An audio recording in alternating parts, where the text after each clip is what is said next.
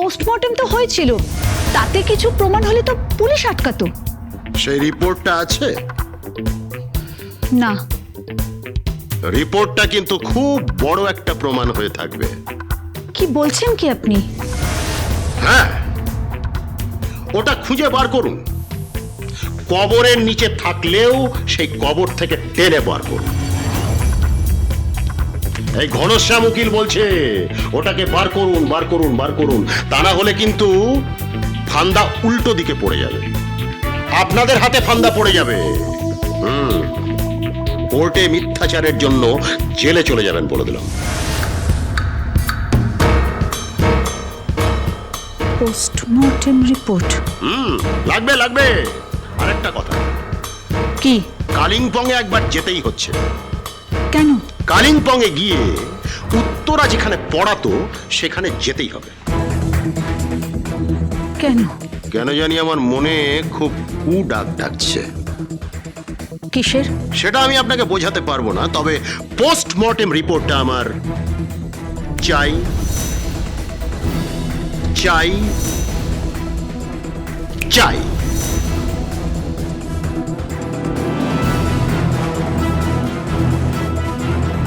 Postmortem report? সেটা কি?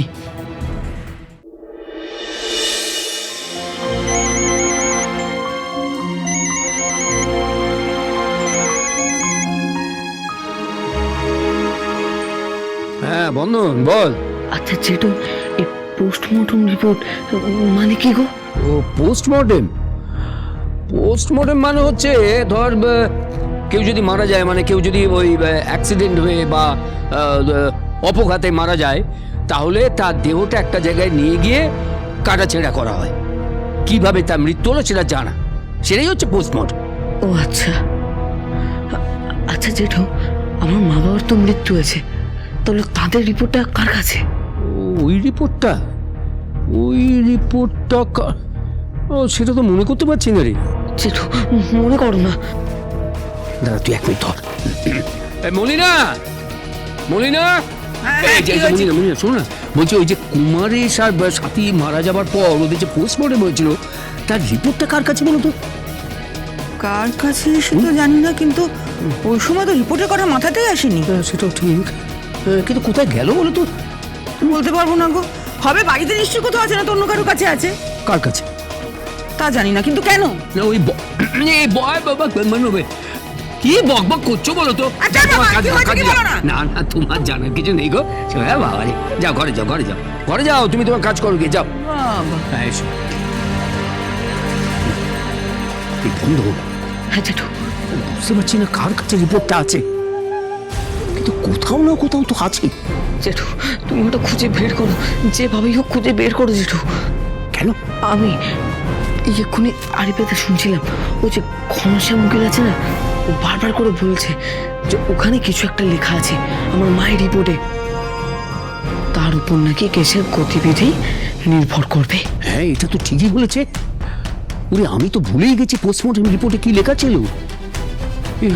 যদি খারাপ কিছু হতো তাহলে নিশ্চয়ই তো কেস হতো। হ্যাঁ আমি ঠিক মনে করতে পারছি না। বয়স হচ্ছে তো বাবা, কিন্তু তুই চিন্তা করিস না, আমি খুঁজে দেখবো। হ্যাঁ জেঠু তুমি খুঁজে দেখো, খুঁজে দেখো জেঠু। আর আমি কি? আমি একবার কালিম্পং যাব। হ্যাঁ কি বলছিস তুই? হ্যাঁ, ঘনশ্যাম উকিল বলছে যে কালিম্পংয়ে কিছু একটা পাওয়া যাবে। কালিম্পংয়ে কি আছে? উত্তরা বলেছে ছিল, মানে আমার মাসি, সে নাকি ওখানে পড়াতো। হ্যাঁ সে তো জানি, কিন্তু কতদিন অব্দি পড়িয়েছে, কিভাবে পড়িয়েছে, কবে পড়িয়েছে, কার সঙ্গে থাকতো, কাকে পড়াতো, কিছুই জানা যায়নি। মায়ের অতীত আর মাসির অতীত যদি জানা যায় তাহলে কিন্তু ব্যাপারটা খুব সহজ হয়ে যাবে জেঠু। আর তারপরে আমি সকলের সামনে প্রমাণ করতে পারবো যে কে নকল আর কে আসল।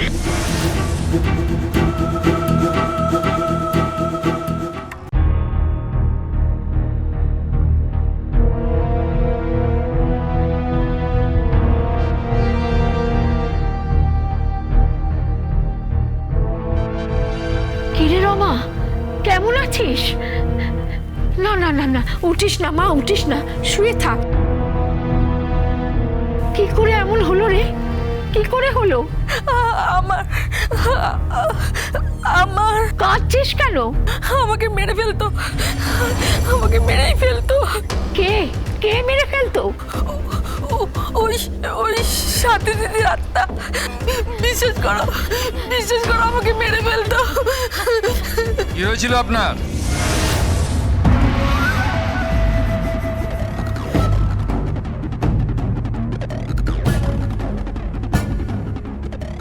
কে মেরে ফেলতো?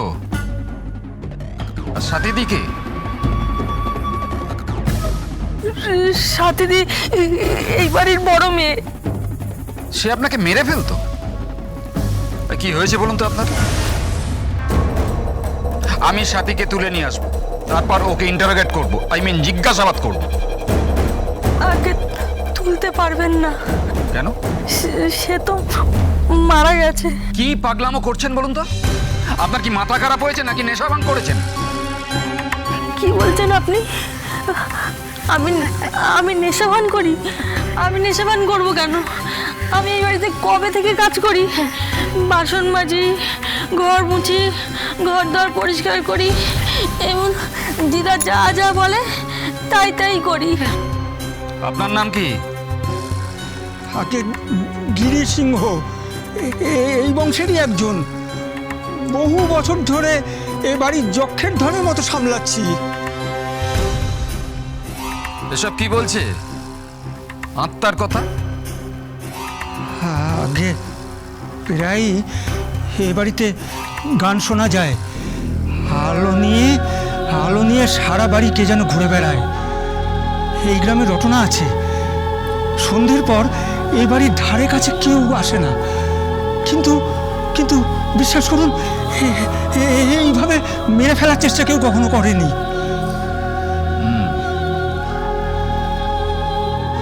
আচ্ছা, তুমি বলো কি দেখেছিলে রাত্রে?